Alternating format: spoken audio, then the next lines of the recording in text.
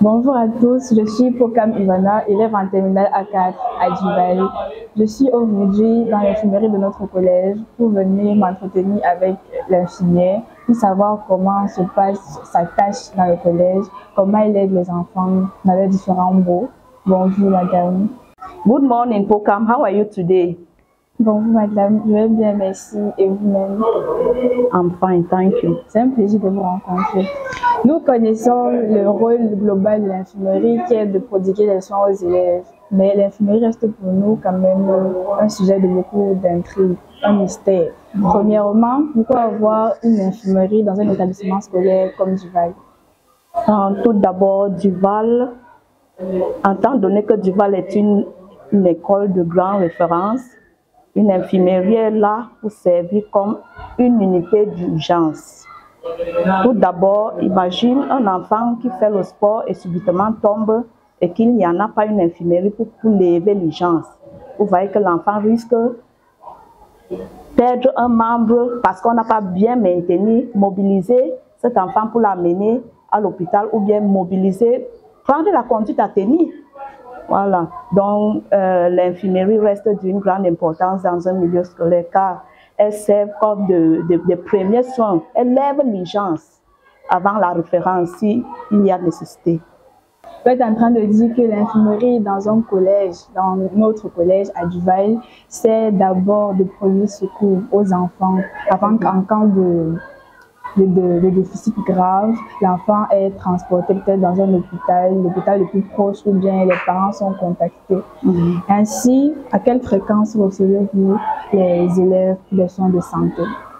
S'il s'agit de fréquence, je veux plutôt dire que les enfants sont régulièrement à l'infirmerie car les enfants viennent avec des différentes pathologies. D'autres sont là pour des petites maux de tête, pour des petites migraines par exemple, les maux de ventre.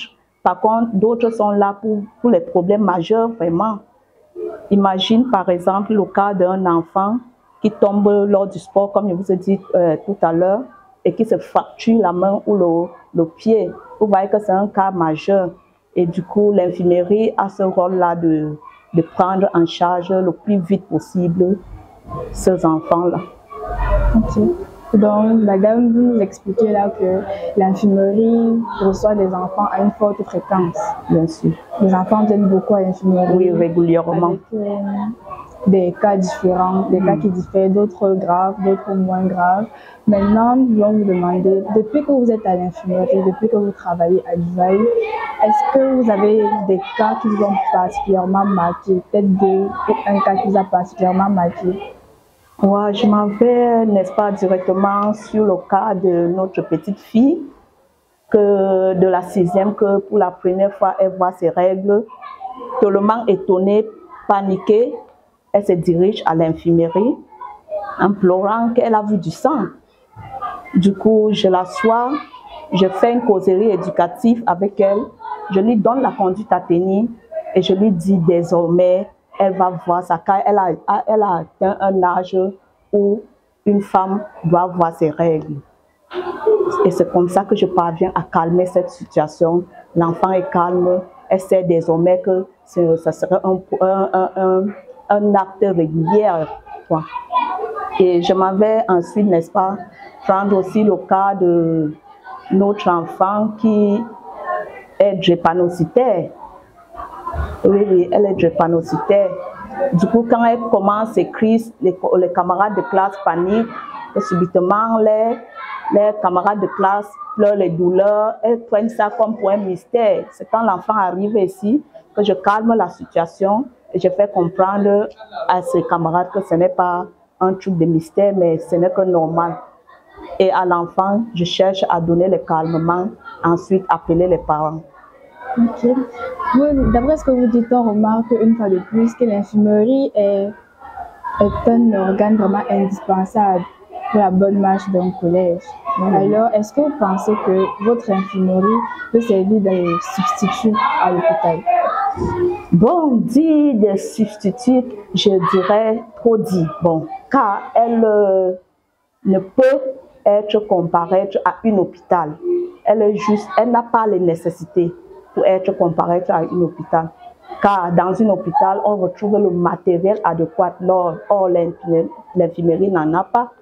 Elle est juste une unité de premiers soins. D'accord. Donc, vous dites que pour que l'infirmerie soit un substitut à l'hôpital, il faudrait qu'il y ait d'abord le matériel nécessaire, qu'il y ait plus de matériel que ça. Et étant donné que ce n'est pas le cas, vous ne pouvez pas vous prononcer comme étant substitut à l'hôpital. Alors, qu'est-ce que nous pouvons faire pour faciliter votre travail? D'abord les élèves eux-mêmes, ensuite les parents et même l'administration du collège. Bon, au niveau, je vais commencer par les parents. Au niveau des parents, les parents peuvent avoir l'éducation, sensibiliser les enfants à la maison. Déjà, à la jeune fille, j'aimerais que les parents causent beaucoup la causerie éducative avec l'enfant. De telle sorte que si l'enfant voit, par exemple, la jeune fille qui a vu ses règles pour une première fois, si elle était sensibilisée par le parent, elle n'aurait pas dû avoir ce problème de panique-là. Donc, j'aimerais que le parent cause beaucoup avec les enfants. En cas de problème majeur ou bien en cas de pathologie, que le parent se rapproche envers l'infirmerie, nous dire, signaler le problème de l'enfant pour que nous traitons cet enfant avec prudence. Bon, au niveau de l'administration, ils en font déjà, mais la seule chose que j'aimerais demander encore, c'est du matériel de transport. Parce qu'il est tellement difficile pour nous de transporter ces enfants-là lorsqu'ils tombent, par exemple. Vous voyez, porter l'enfant peut peut-être causer un problème autre. Ouais. Donc, du coup, il faut le matériel adéquat comme le brancard pour maintenir cet enfant et le transporter à l'infirmerie.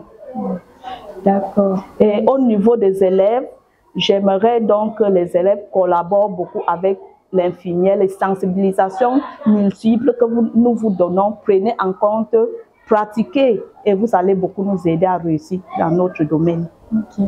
Merci madame. Vous nous avez dit que d'abord, concernant les élèves eux-mêmes, ils doivent être coopératifs. Les parents doivent aussi être coopératifs à leur niveau en parlant avec les élèves, en parlant avec leurs enfants, parce que c'est d'abord leurs enfants. Oui.